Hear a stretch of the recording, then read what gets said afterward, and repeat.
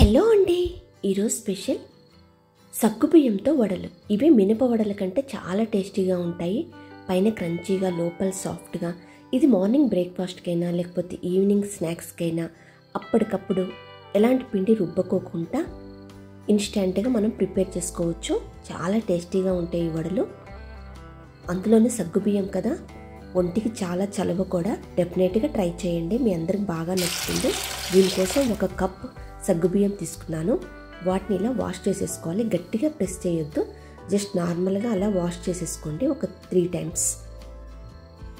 ఆ తర్వాత మనం 1 కప్ సగ్గుబియ్యం తీసుకున్నాం కదా, 1 కప్ వాటర్ వేసేసి ఒక 5 అవర్స్ పక్కన పెట్టేసుకోవాలి. మీరు మార్నింగ్ బ్రేక్ఫాస్ట్కి చేసుకోవాలంటే నైట్ మొత్తం సోక్ చేయండి, లేదా ఈవినింగ్ స్నాక్స్ కావాలంటే మార్నింగ్ మొత్తం ఇలా నానబెట్టేసుకొని ఉంచాలి. అప్పుడు అందులో ఉన్న వాటర్ మొత్తం పీల్చేసేసుకొని ఇలా పొడి పొడిగా ఉండాలి. ఎక్కువ వాటర్ అయ్యిందనుకోండి ఆయిల్ ఎక్కువగా పీల్చుకుంటుంది. అందుకు ఈక్వల్గా వాటర్ యాడ్ చేసేసి అదే అలా నానబెట్టేసుకోవాలి ఒక 5 అవర్స్. ఇప్పుడు ఒక 2 పొటాటోస్ని తీసుకొని వాటిని కూడా బాయిల్ చేసి పక్కన పెట్టేసుకోవాలి. ఇప్పుడు ఒక ప్యాన్ తీసేసుకొని ఇందులో ఒక 4-5 టేబుల్ స్పూన్ ఆయిల్, తక్కువ ఆయిల్తో మనం డీప్ ఫ్రై చేస్తున్నాం. ఈ రెసిపీ స్పెషల్. జస్ట్ ఒక 5 టేబుల్ స్పూన్ ఆయిల్ అయితే సరిపోతుంది. డీప్ ఫ్రైకి మనం ఎక్కువ ఆయిల్ తీసుకుంటాం కదా, అలా అవసరం లేదు.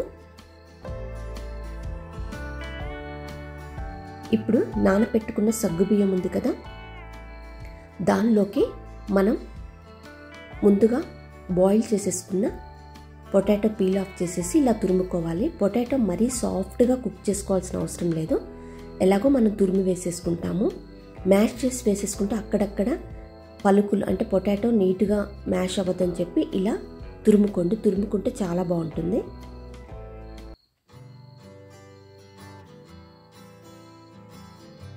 ఆ తర్వాత ఇందులో సరిపడా ఉప్పు వేసేసుకోవాలి. మీ స్పైస్ లెవెల్ని బట్టి పచ్చిమిర్చి యాడ్ చేసేసుకోండి.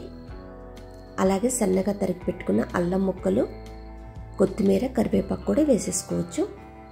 1 టేబుల్ స్పూన్ జీలకర్ర వేసి బాగా కలిపేసుకోవాలి.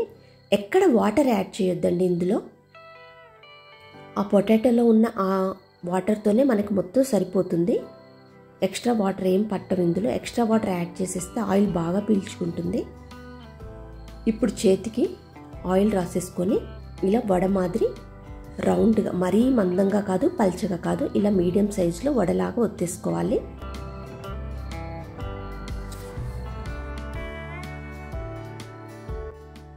ఇలా అన్నీ ప్రిపేర్ చేసేసుకొని ఆల్రెడీ మనం స్టవ్ మీద ఆయిల్ పెట్టేసాం కదా, హీట్ ఎక్కిపోయింది. మీడియం ఫ్లేమ్లో స్టవ్ని పెట్టేసేసుకొని వీటన్నిటిని అందులో వేసేసుకొని బ్రౌన్ కలర్ వచ్చే వరకు వేయించుకోవాలి. వెంటనే టర్న్ చేయొద్దు, జస్ట్ ఒక 3-4 మినిట్స్ తర్వాత టర్న్ చేయండి.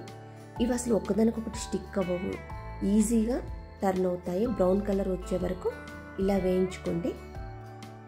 మిగతా వడలన్నీ సేమ్ ప్రాసెస్లో ఇలాగే వేయించుకోండి. వీటికి పల్లి చట్నీ అయినా కొబ్బరి చట్నీ ఏదైనా చాలా బాగుంటుంది మార్నింగ్ బ్రేక్ఫాస్ట్కి.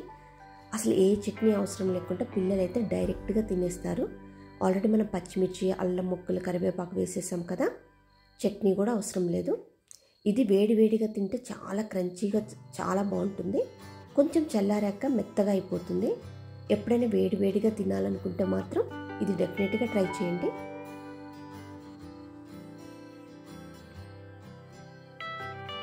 మినప వడ, మసాలా వడ కంటే ఈ వడ చాలా టేస్టీగా ఉంది, హెల్తీ కూడా. డెఫినెట్గా స్కిప్ చేయకుండా ట్రై చేయండి.